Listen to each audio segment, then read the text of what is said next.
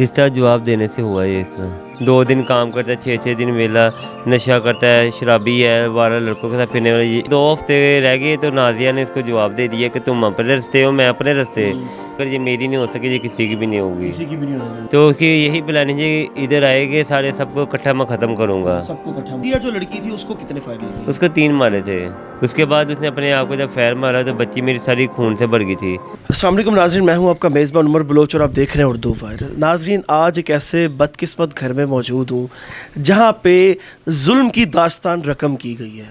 یہ ایسا گھر ہے کہ یہاں پہ قتل و غارت کی گئی ہے, یہاں پہ معصوم لوگوں کی جان لی گئی ہے. ناظرین آج میں اچھرے سے آگے شمع کے علاقے میں موجود ہوں. رشتے سے انکار پر ایک دجال جو ہے وہ گھر میں آیا اور اس نے سب کو موت کی نیند سلا دیا. یہ جو میرے ساتھ بھائی موجود ہیں ان کی سسٹر کے ساتھ اس انسان کی منگنی ہوئی تھی. جب انہوں نے انویسٹیگیٹ کیا کہ یہ انسان صحیح نہیں ہے, یہ کوئی شرابی کبابی انسان ہے, یہ کماتا بھی نہیں ہے اور بالکل فضول زندگی اپنی جو ہے وہ ضائع کر رہا ہے, تو انہوں نے کہا کہ بھائی ہم نے اپنی بہن کا رشتہ آپ کے ساتھ نہیں کرنا, یہ منگنی ختم ہو گئی.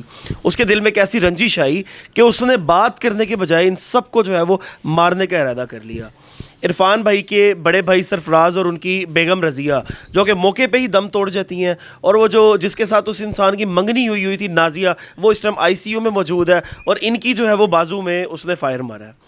ان سے ساری بات جانیں گے کہ سارا کیا معاملہ ہوا ہنستے کھنستے. اور یہ جو ہمارے بھائی ہیں یہ کرسچن کمیونٹی سے ان کا تعلق ہے. ایسٹر کا موقع تھا, عید کا موقع تھا, جو کہ ماتم میں جو ہے وہ اس نے تبدیل کر دیا. السلام علیکم. وعلیکم السلام. کیسے ہیں آپ؟ ہاں جی ٹھیک ٹھاک. عرفان بھائی اب آپ کے بازو کی کیا حالت ہے؟ اب ٹھیک ہے, علاج وغیرہ کروا رہے ہیں؟ ہاں جی کروا رہا ہوں. اللہ پاک انشاءاللہ آپ کو شفا دے. عرفان بھائی ایسا کیا واقعہ ہوا کہ وہ دجال وہ بے غیرت انسان نے آپ کا پورا گھر جو ہے وہ ختم کر دیا؟ رشتہ جواب دینے سے ہوا ہے اس طرح. تو آپ 1 سال بھی تو منگنی رہی تھی, پھر جواب دینے کی کیا وجوہات بنی؟ 1 سال جب رشتہ ابو کر کے گئے تھے تب یہی سننے میں آیا تھا کہ لڑکا باہر جا رہا ہے. تو جب باہر جانے سے پہلے انہوں نے کہا نکاح دے دو, ہم نے کہا نکاح نہیں دینا.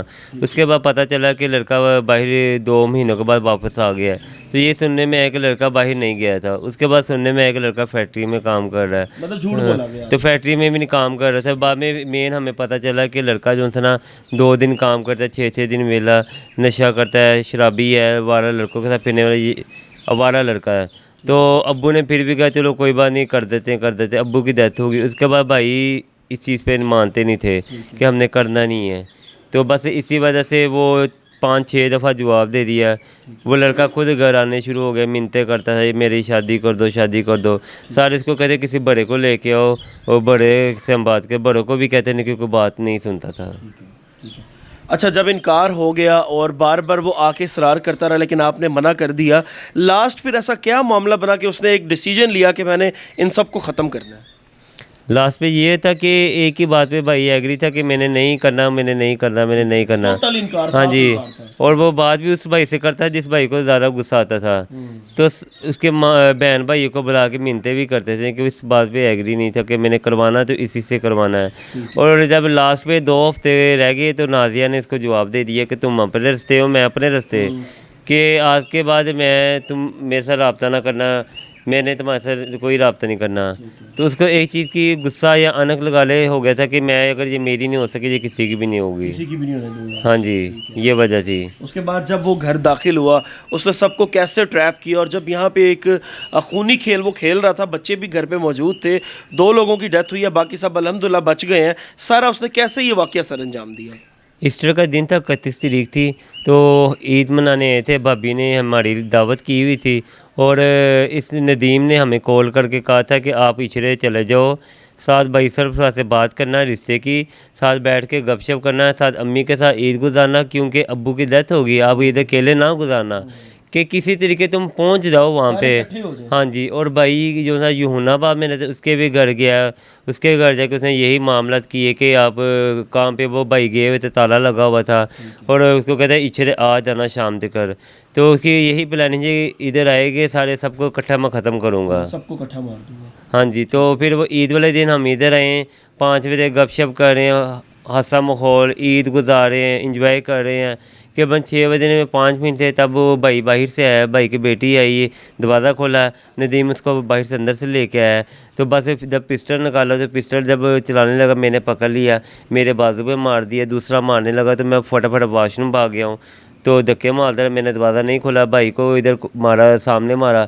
उसके बाद फिर भाभी को मारा, जब मार के सबको अंदर भागा ना तो मैं बाहर को भागा हूँ। बाहर जाके वाम के आगे मिन्नतें तले करते, किसी ने ना मुझे आने दी है तो ना खुद, किसी ने मदद नहीं की, नहीं किसी ने नहीं की। अंदर वो सबको मारता रहा। हाँ जी, सबको मारते रहा, जाहिर सी बात है सबको अपनी जान प्यारी है। वो सारे सारे यही कहते थे कि हम इसको बाहर कहीं नहीं जाने देंगे, हम इधर घेरा डाल लिया, उसको कहीं नहीं जाने देंगे। उसको ये था कि मैं बाहर भागूंगा मैंने वैसे भी पकड़ा जाना है, फिर उसने अपने आप को ख़त्म कर दिया है। नाजिया जो लड़की थी उसको कितने फायर लगे? उसको 3 मारे थे। जो इस टाइम आईसीयू में? हाँ जी, आईसीयू में। आपकी वालदा तो खैरियत से हैं? हाँ जी, वो ठीक है। ठीक है। उसने जब अपने आप को फायर मारा, कहाँ पे जाके उसने अपने आप को गोली मारी है? लास्ट पे सोफे पे जाके बैठ गया था, वहाँ पे मेरी साल की बेटी बैठी हुई थी। तो मेरी बेगम का वेट कर रहा था कि वो आएगी, बच्ची रो रही थी, लेकिन वो 5-10 मिनट इंतज़ार करता रहा, लेकिन वो नहीं आ सके, वो चारपाई के नीचे छुपी हुई थी। उसके बाद उसने अपने आप को जब फायर मारा तो बच्ची मेरी सारी खून से भर गई थी और पास बैठी रही है। लास्ट में क्या कहना चाहेंगे आला हुकाम से, गवर्नमेंट से क्या अपील करेंगे? भाई यही बात कहूँगा कि इंसाफ चाहिए। जो सी बच्चियाँ यतीम हो गई हैं, मैं खुद मजदूर हो गया हूँ, हमें इंसाफ चाहिए। और बच्चियाँ जो सी पढ़ रही थी, बाप मजदूरी करता था, माँ स्कूल में आया की ड्यूटी करती थी, और इस टाइम वो दुनिया में नहीं है। बच्चियों को पढ़ाएगा कौन? बहन जो थी वो खुद आईसी में है, माँ अकेली है, दादी अकेली है, वो किस तरह निज़ाम चलाएगी? घर किराए क्या, मजदूरियाँ करने वाले लोग हैं, किस तरह निज़ाम चलेगा? बच्चियों को कुछ हल होना चाहिए। ठीक है। मरीम नवाज़ साहबा, मैं आपसे लास्ट में ये रिक्वेस्ट करना चाहता हूँ कि आप वज़ीर आला हैं और पूरे पंजाब की ज़िम्मेदारी आपके कंधों पर है। आप इनके घर अभी तक नहीं आई, इनके घर में एक जुल्म की दास्तान रकम की गई है। 2 लोग बेचारे दुनिया से चले गए हैं। एक जो लड़की है वो आईसीयू में है, भाई ज़ख्मी है, और बच्चे जो है वो दरपदर हैं, और वो जो लड़कियाँ यतीम हुई हैं उनका कोई सहारा आसरा नहीं है, उनको पढ़ाने लिखाने वाला, उनके आगे रिश्ते करवाने वाला कोई भी नहीं है। मेहरबानी फरमा के खसूसी तौर पर जो मेरे ओवरसीज़ पाकिस्तानी है, मैं उनसे दरख्वास्त करता हूँ कि हमसे रब्ता करें, इस फैमिली से रब्ता करें, इनकी जितनी हो सकता है मदद करें। ये हमारे क्रिश्चियन कम्युनिटी के हमारे भाई हैं, ये अक़लियत है हमारी, और इनको इनकी जान माल का जो तहफ़्फ़ुज़ है वो हमने इनसे वादा किया हुआ है और हमने अहद किया हुआ है कि हम इनको इनकी जान माल के मुताबिक तहफ़्फ़ुज़ देंगे। ये हमारे यहाँ पे हमारे साथ बिल्कुल सेफ़ है, किसी किस्म का कोई जो है वो मामला इनके साथ गलत नहीं किया जाएगा। इनको इनका हक़ है, बराबर का सलूक, बराबर का इंसाफ इनका हक़ है। अपने मेज़बान को दीजिए इजाज़त। अल्लाह निगहबान।